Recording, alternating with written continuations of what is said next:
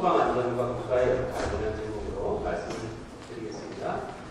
간단하게 제 소개 말씀을 드리면 저는 23년 차 소방관이고요. 원래 95년부터 2001년까지 서울 구로소방서에서 119로 근무를 했었고 2001년도에 중앙일군으로 다니고 있어서 17년 정도 근무했습니다.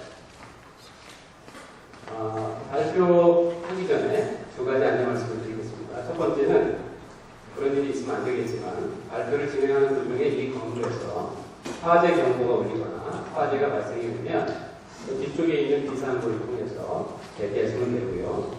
가운데 목표로 내려가셔도 되고 쭉 직진하시면 5개 계단을 갈 수 있습니다. 제가 다 확인했기 때문에 그쪽으로 이동하시고 혹시 주변에 피난을 하는 데 있어서 조금 도움이 필요하신 분이 계시면 같이 도와주시면 감사하겠습니다. 두 번째는 휴대폰을 진동 모드로 좀 바꿔주십시오. 오늘 그 발표의 주제는 크게 대한민국의 현 구조를 좀 더 객관적 시각에서 한번 바라보겠습니다. 장점과 또 앞으로 개선해야 될 부분들에 대해서 살펴보고요. 그리고 또 소방 안전에 있어서만큼은 사실은 이제 우리 모두의 책임이라는 전제하에 국가가 어떻게 하면 섬세한 코디네이터 역할을 할 수 있는지에 대해서 개인적인 소견을 몇 가지 말씀드리고자 합니다. 혹시 어떤 분이 대한민국은 지금 어느 정도 발전한 나라냐라고 묻는다면 선진국이라고 말씀드릴 수 있습니다. 물론 정치나 일상생활에서 비춰지는 시민들의 안전의식 수준들을 고려했었을 때 아까 말씀드린 것처럼 개선해야 되는 부분들은 분명히 존재합니다만 2009년도에 대한민국은 세계의 선진국들이 가입할 수 있다는 OECD 개발원조위원회에 가입을 하게 됩니다. 전 세계 25개국의 선진국들이 가입을 해서 저개발 국가에 기술을 지원해주고 또 각종 장비를 무상으로 원조해주는 그야말로 세계의 리더스 클럽이 되겠습니다. 1950년부터 53년까지 전쟁을 치르고 불과 60년도 되지 않아서 이 정도의 압축 성장을 이룬 나라는 지구촌에서 대한민국이 유일무이하다 이런 평가를 받고 있고요. 여기 보시는 것처럼 2017년도를 기준으로 대한민국은 유엔의 12번째 많은 회비를 내는 나라입니다. 회비 규모만 해도 559억. 저희 이웃 나라인 북한을 고려해보면 북한이 1년에 1억 2천만 원 정도, 그래서 굉장히 많은 기여를 하고 있는 것으로 알고 있고요. 또 이렇게 이제 대한민국의 위상이 올라가면서 대한민국 소방의 역할도 확대되고 있습니다. 2011년, 2016년도 대한민국 국제구조대가 유엔이 정한 최고의 등급인 회비 등급을 인정을 받아서 전 세계 재난 현장에 대한민국 구조대가 출동했다. 그러면 우선적으로 접근할 수 있는 권한을 부여받습니다. 그만큼 장비와 기술 그리고 또 열정이 뛰어나다는 것을 의미하고 있고요. 또 대한민국은 공적개발 원조 자금을 통해서 필리핀, 몽골, 도미니카 공화국 이제 재난 관련 담당자들 또 소방관들을 초빙해서 기술을 가르쳐주고 있습니다. 이렇게만 바라보시면 정말 대한민국 그야말로 화려한 스펙을 가진 나라입니다. 하지만 이제 고도의 압축 성장 뒤에 이제 드리워진 이제 그늘도 저희가 한번 살펴봐야 되겠습니다. 여기 보시는 사진은 2014년도 세월호 참사 때 침몰하는 대한민국이라는 약간 이제 비아냥거리는 뉴욕타임즈의 사설에 실린 사진입니다. 침몰하는 대한민국 아무도 구조받지 못했다라고 이렇게 나와 있죠. 1964년부터 2013년까지 10명 이상 사망한 대형 재난은 약 276건으로 2개월에 한 번 꼴로 계속 재난을 경험하고 있어서 그야말로 이제 참사공화국이 아니냐 이런 오명을 갖고 있고요. 그 재난의 원인, 문제점들을 살펴보시면 우리나라에 없는 매뉴얼은 없습니다. 매뉴얼 속에 사람이 없어서 문제죠. 남의 거 갖다 카피해서 갖다 붙이고 캐비넷에 있는 매뉴얼 꺼내서 연도수만 바꾸고 그러니까 그 안에 이미 퇴사한 사람들 이름이 들어가 있는 거죠. 안전계획서를 보시면. 아마 그분은 아마 퇴사하셨어도 애사심이 뛰어나셔서 아마 이름을 거기다 올려놓으시는지 모르겠습니다. 아마 안전하는 사람들은 이제 그런 기질도 있기 때문에 또 그럴 면 있습니다. 두 번째는 이제 규제 완화라는 것 때문에 계속 안전이 타격되고 있는 현실은 굉장히 우려스럽다고 볼 수 있고 그 다음에 아주 오래전에 만들어진 법 때문에 법의 사각지대에 놓여져 있는 안전들이 있습니다. 이번에 KT 통신부 화재를 보시면 500m라는 기준에 미치지 못하는 150m여서 스프링클러 설치 제외 대상이라고 하지만 IT 시대를 살아가는 저희들에게 있어서 이 통신시설은 국가 기간 산업에 준하는 만큼의 안전장치가 필요합니다. 30년 전의 법을 가지고 지금 시대의 안전을 논하다 보니까 현장에서 자꾸 이제 쩔뚝쩔뚝하는데 절름발이 현상이 발생하는 것이죠. 그래서 이런 것들을 찾아내서 법의 시스템 안으로 들여보내는 것이 대단히 중요하다는 생각이 들고요. 그 다음에 한 가지 또 공무원들의 순환 보직이 대단히 우려스럽습니다. 사실 이제 공무원 조직상 한계일 수도 있겠지만 적어도 재난을 담당하는 부서는 업무 연속성과 전문성이 대단히 필요합니다. 조금 해보고 바뀌고 또 조금 해보고 바뀌다 보니까 제너럴리스트들은 굉장히 많은데 재난이 발생했었을 때 역량을 발휘할 수 있는 스페셜리스트들은 많지 않습니다. 몇 가지 사례들을 좀 살펴볼까요? 1970년도 발생했던 남영 사고, 2014년 발생했던 세월호 참사, 모두 300명 이상이 사망한 굉장히 닮은 꼴의 사고입니다. 공식적인 원인은 정원 초과, 과정승이었었고, 또 다른 원인은 남영호 사고의 경우에 선장과 통신장이 해당 배를 운항할 수 있는 것보다 약간 낮은 자격증을 가지고 있었습니다. 쉽게 말씀드리면 2종 보통의 자격증을 가지고 1종 대형을 운전한 것과 마찬가지죠. 그러다 보니까 당연히 서류에는 전임자 이름을 기재했습니다. 본인들 이름이 아니라 관리감독이 부실했다라는 내용이고요. 1995년 발생한 삼풍백화점 사고는 설계하고 시공하고 인허가 그리고 유지관리하는 그 전반적인 부분에서 문제가 발생했던 복합적인 인재라고 말씀드릴 수 있습니다.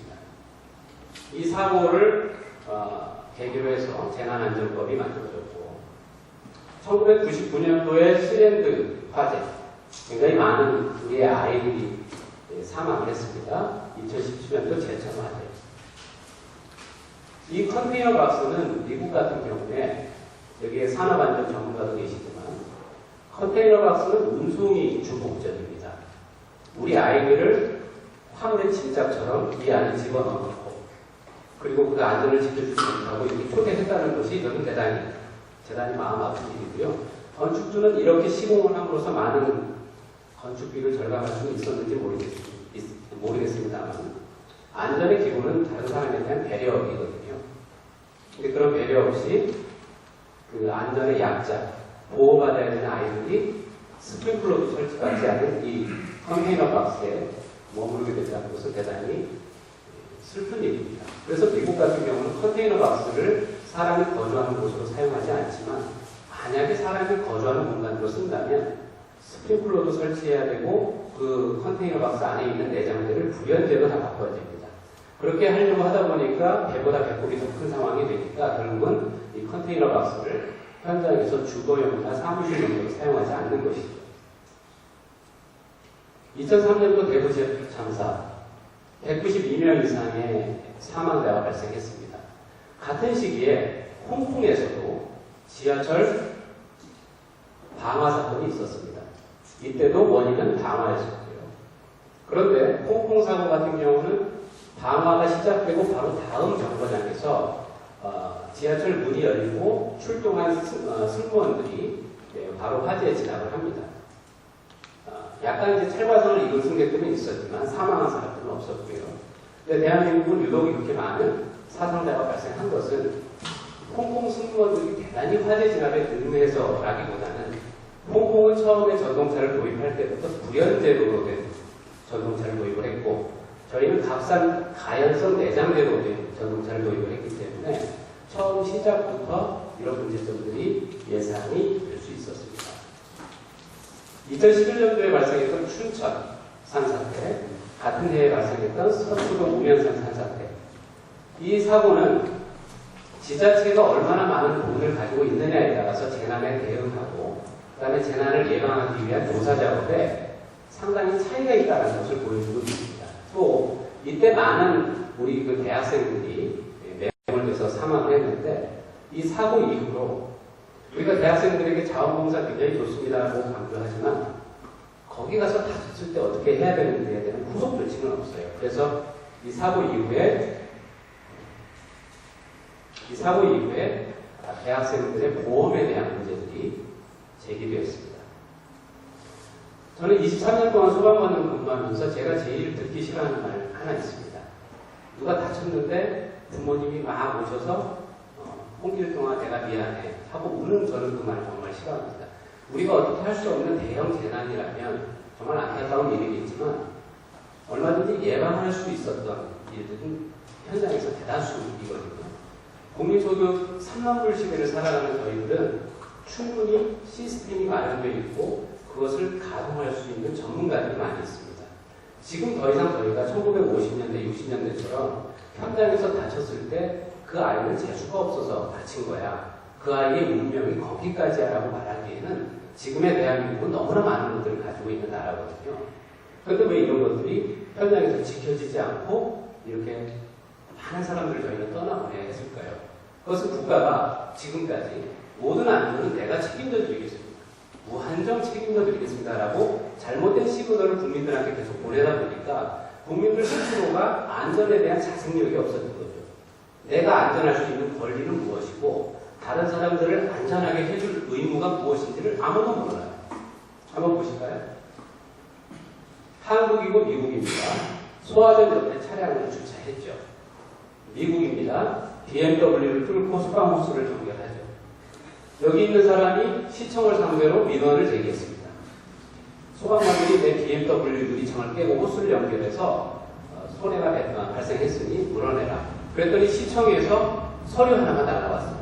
그래서 이제 변상을 해주려나 보다 하고 서류를 열어보니까 소화전 옆에 주차했기 때문에 벌금을 내라는 서류가 날아온 거죠. 우리나라는 이게 가능하겠습니까? 법에는 있습니다.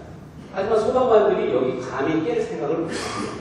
왜냐하면 민원을 집어넣게 되면 소방관들이 굉장히 곤란해지기 때문에 법은 마련되어 있지만 그런 부분에서 소방관이 가서 사과하고 어쩌면 사비로 물어줘야 될 수 있기 때문에 어쩌면 이쪽으로 우회하거나 다른 소화들을 찾기 위해서 중요한 시간을, 골든타임을 낭비하게 되는 것이죠. 이걸 보시고 지금 많이 분노스러우세요? 왜냐하면 이거는 그 사람 거이기도 하지만 저희 거잖아요. 같이 우리 모두의 것인데 이걸 보시고 분노하는 감정이 끌어오르시면 정상입니다.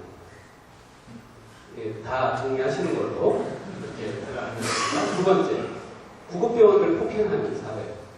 우리나라 사람들은 안전에 대해서 이중적으로 해석합니다. 내가 좋으면 우리 소방관들 슈퍼히어로입니다, 슈퍼맨입니다 이렇게 얘기하시고 내가 조금 불편하면 언제든지 따귀를 때리고 욕할 수 있는 대상으로 생각을 하세요. 그래서 구급대원들이 가장 많이 앓고 있는 정신질병 중에 하나가 분노조절장애입니다. 내가 욕먹으면 나도 같이 때리고 싶은데 공무원이기 때문에 그렇게 할 수 없는 것이거든요. 소방서 차고 앞에 한 분이 주차를 하시고 장을 보러 가셨습니다. 이제 소방관들이 차가 출동을 해야 되니까 빨리 나오셔서 이제 차를 좀 빼주세요. 그래서 이제 여기 장을 보고 오신 분이 죄송해요. 오늘 소방서 쉬는 날인 줄 알았어요. 네, 소방서 정말 쉬는 날이 있었으면 좋겠습니다. 네. 1월 1일 날 경포대에 해돋이를 보러 많은 분들이 가셨습니다. 떠오르는 해를 바라보면서 이제 새로운 계획을 짜고 뭔가 이제 내가 이제 활기차게 2018년도를 시작하겠다. 그런데 이제 차를 댈 공간이 없죠. 그러니까 소방서 앞에다가 차를 다 대고 새해 해돋이부터 규정 위반하는 걸 보고 계십니다. 그 외에도 말할 수 없는 일들이 많이 있습니다. 아파트 단지에 우는 새를 쫓아달라 이런 분도 계시고요. 부부싸움하고 문을 아내분이 화가 나서 문을 잠그셨어요. 근데 이제 남편분이 이제 머리를 굴리신 거죠. 아내가 쓰러져 있는 것 같은데 걱정이 되니 문을 열어달라. 그래서 소방관 한 명이 도시가스 배관을 타고 3층으로 올라가서 이제 주방 쪽 문을 열고 들어가 보니까 아내분이 멀쩡하게 서 계신 거예요. 지금 출동한 소방관인데 남편분이 걱정이 되셔서 문을 열어달라고 해서 본의 아니게 이쪽으로 들어왔습니다. 라고 했더니 그냥 술 먹고 어제 늦게 들어와서 내가 문을 잠그고 안 열어준 겁니다. 그래서 그때 굉장히 당황했었는데 그게 바로 저입니다. 제가 그때 소방서 막내였기 때문에 올라가서 저는 3층 도시가스 배관을 열심히 타고 올라가서 그랬던 기억이 나고요. 불 열심히 끄고 있는데 약주 되신 분이 오셔서 아저씨 거 제가 한번 해보면 안 돼요? 이런 분도 계세요. 그래서 이제 그 119 상황실에는 수도 없이 많은 전화들이 걸려오는데 그쪽에 계신 분들한테 어떤 애로사항이 있으세요라고 물어보니까 하루에 한 번씩은 꼭 시민들로부터 욕설을 듣는데 그걸 언제 들을지 모른다는 것이 보통이라고 하시더라고요. 욕을 들을 걸 딱 준비하면 바로 이렇게 마음이 받아들여지는데 열심히 하다가 갑자기 욕을 듣게 되면 굉장히 좀 감정 노동으로 인해서 힘들다는 말씀을 하십니다. 미국 사례를 좀 잠깐 살펴볼까요? 여기 계신 분은 이제 미국의 초대 대통령이 조지 워싱턴, 그리고 미국의 3대 대통령이 토머스 제퍼슨, 그리고 미국의 초대 우체국장이면서 굉장히 많은 책을 쓰셨던 벤자민 프랭클린. 이분들의 공통점은 소방대원 출신입니다. 조지 워싱턴 같은 경우는 18살 때부터 약 2년 정도 의용소방대로 활동을 했고요. 대통령이 된 다음에도 소방소방 모임에 들어가서 소방관들하고 어떻게 하면 더 많이 사람을 살릴 수 있을지에 대해서 논의를 합니다. 벤자민 프랭클린은 필라델피아의 의용소방대를 창설하신 분 중에 한 분이고요. 자기가 운영하는 신문사 펜실베니아 가젯에 화재 예방 칼럼을 쓰신 분이니까 이렇게 초창기에 미국의 리더들, 건국의 아버지들은 그 지역사회의 안전을 같이 챙겼습니다. 우리의 미국이 이제 챙겨가야 될 부분이고요. 근데 이제 직업적으로 돈을 받고 화재 진압을 하는 전문 소방대원들 제도가 생기면서 국가의 리더들은 그 역할을 소방관에게 위임을 하고, 그리고 이제 국가가 어떻게 하면 소방관들이 그 업무를 잘 할 수 있을지에 대해서 많이 이제 고민을 하게 됩니다. 2015년도를 기준으로 해서 미국에는 116만 명의 소방관이 있습니다. 우리나라는 약 5만 명 정도의 소방관이 있습니다. 여성 소방관은 약 7% 정도가 되고요. 하지만 이제 미국은 재난을 계속 경험하면서 성장한 나라라고 할 만큼 굉장히 많은 재난에 시달리는 나라이고, 영화에서 비춰진 그 화려한 모습하고는 다르게 문명화된 국가 중에서 가장 화재에 취약한 나라 중에 하나이기도 합니다. 매년 약 100명의 소방관이 사망을 하고 있고, 또 순직률의 3배가 바로 이제 소방관 자살입니다. 계속 교대 근무를 하고 가족 간의 관계가 단절이 되면서 가장 기본적인 그 베이스가 무너지면 이제 자살로 연결된다는 그런 내용입니다. 아까 말씀드렸던 116만 명 중에서 80만 명은 비정규직 소방관이에요. 그러니까 우리나라 소방관들이 우리는 항상 미국 소방을 보면서 굉장히 부럽습니다라고 얘기하지만 70%에 달하는 비정규직 소방관들이 적은 박봉에도 불구하고 그 지역사회를 지키고 있습니다. 그런 타협하지 않는 전문가 정신이 지금 우리가 조금 더 배워야 될 이유가 아닌가 싶고요. 소방관의 역할에 대한 사회적 인식과 지원은 세계 최고 수준이고, 그래서 미국의 소방관들은 월급이 아닌 명예를 먹고 산다라는 얘기를 하고, 필리핀 소방관들이 이런 말씀 하시더라고요. 지옥에 있는 악마는 소방관을 절대 지옥으로 초대하지 않는다. 왜냐하면 소방관이 지옥에 오면 그 불을 다 꺼버리기 때문에. 굉장히 자부심이 넘치는 말씀인 것 같습니다. 제가 시간을 잘 맞춰야 그다음부터 이렇게 우리 또 기다리고 계시는 교수님이나 장사님들께서 시간을 맞추실 것 같고, 안전이라는 것은 굉장히 중요하지만 교육은 길어지면 불편한 게 또 현실이기 때문에 이 내용을 말씀을 좀 드리고 좀 정리할까 합니다.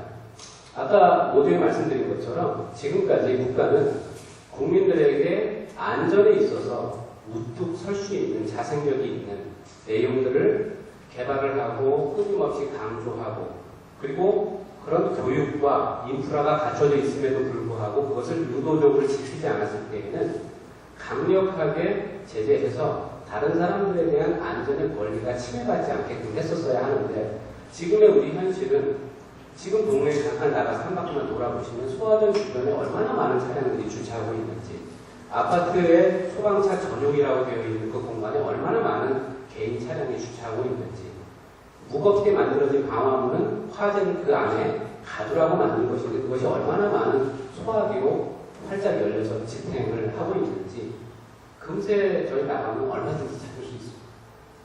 혹시라도 오늘 들으신 것 중에 내가 저거 하나는 생활 속에서 실천할 수 있겠다, 혹은 또 내가 가르치는 학생들에게 저것은 내가 전달할 수 있겠다라고 하면 그런 안전의 씨앗을 좀 뿌려주시길 바랍니다. 그래서 저는 국가의 역할을 첫 번째 국가가 모든 안전을 무한정으로 책임지겠다는 잘못된 시그널을 일단 멈춰야 된다. 그리고 국민들에게 끊임없이 안전의 의무와 권리를 계속 이야기를 해줘야 되고 저희들은 그것을 이제 생활 속에서 실천해야 되고요. 그 다음에 현재 규제 완화나 법의 사각지대에 이제 빠져있는 그런 위험 요소들을 빨리 법의 테두리로 시스템 안으로 가지고 들어와서 다시 한번 그 안전에 대해서 좀 연구를 해야 될 것 같고, 그리고 마지막으로는 재난을 담당하는 소방공무원들은 행정 공무원들이 아니기 때문에 순환보직에 대해서 좀 탄력적으로 적용을 해서 적어도 한 분야에서 10년 이상은 본인의 전문성을 발휘할 수 있도록 그렇게 해야 이제 더 많은 그 인명들을 안전하게 구할 수 있을 것 같습니다. 그 마무리하면서 여기 계신 우리 선배님 또 동료분들 후배님들은 안전을 너무 사랑하시고 안전에 대해서 전문가세요. 저는 안전 전문가는 의사와 마찬가지로 사람을 살리는 전문가라고 생각을 합니다. 그런 전문성은 현장에서 절대 타협될 수 없고, 그런 전문성이 높은 사람, 힘 있는 사람, 혹은 나의 어떤 일신의 편의를 위해서 타협될 때 나중에 그런 기준들이 의미 없는 것이 되어버리거든요. 그래서 가급적이면 현장에서 최대한 안전 전문가로서의 프라이드를 가지고 현실과 타협하지 않게끔 그렇게 열심히 노력하시면 보다 더 안전한 대한민국이 되지 않을까 생각해 봅니다. 네, 제 연락처와 이메일을 넣어놨고요. 혹시 관련해서 필요한 자료가 있으시면 저한테 이메일 주시면 제가 아무런 조건 없이 보내드리겠습니다. 혹시 자료를 받으시면 제가 제발 부탁드리는데 잘 받았다고 답장만 해서 꼭 보내주시면 감사하겠습니다. 오늘 이렇게 경청해 주셔서 감사합니다.